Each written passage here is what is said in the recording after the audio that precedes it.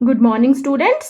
आज हम अंधा युग के समापन का सार करेंगे। तो मैं रीना जंडियाल आपके सामने प्रस्तुत हूँ समापन का सार लेकर। समापन का शीर्षक है प्रभु की मृत्यु। जैसा कि इसका शीर्षक है प्रभु की मृत्यु, हम इसमें प्रभु की मृत्यु का वर्णन पढ़ेंगे। धर्मवीर भारती ने समापन का प्रारंभ कृष्ण स्तुति से किया है तथा उनसे ये आशीर्वाद चाहा है कि वह भगवान कृष्ण की करुणापूर्ण मृत्यु का वर्णन कर सकें। कथा को आगे बढ़ाते हुए धर्मवीर भारती जी कहते हैं कि यादव वंश में आपसी घृणा और कलह बढ़ गई थी, जिससे निराश और क्रोधित होकर श्री कृष्ण ने अपने सारे वंश को स्वयं ही समाप्त कर दिया।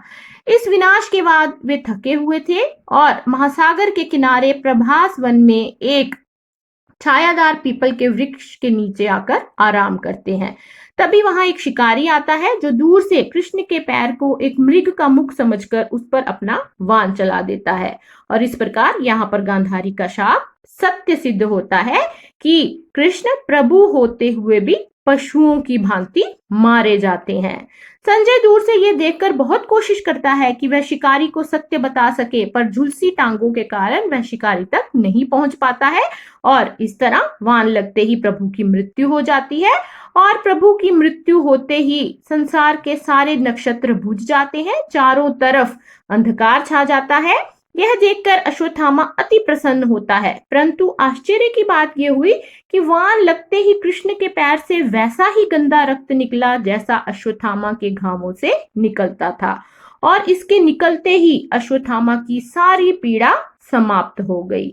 वास्तव में कृष्ण ने अश्वत्थामा की सारी पीड़ा स्वयं ले ली और अपने पांव से बहने वाले लहू के साथ ही अश्वत्थामा की सारी पीड़ा जो है वो समाप्त हो गई।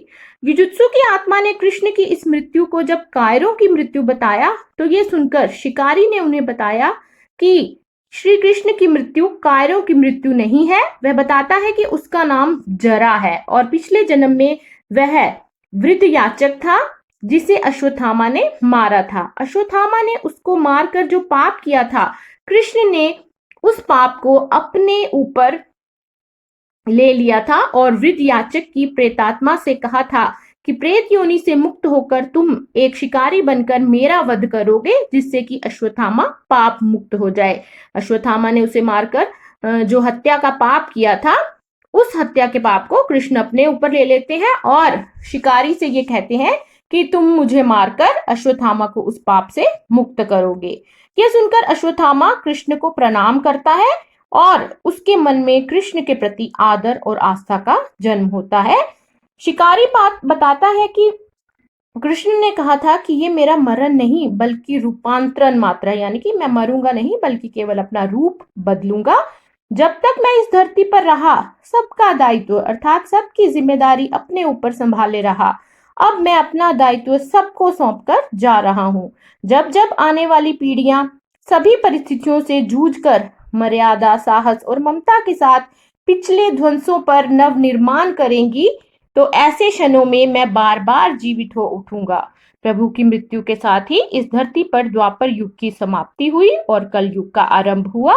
इसके साथ ही अंधा युग गीति नाट्य भी यहाँ पर समाप्त होता है। धन्यवाद।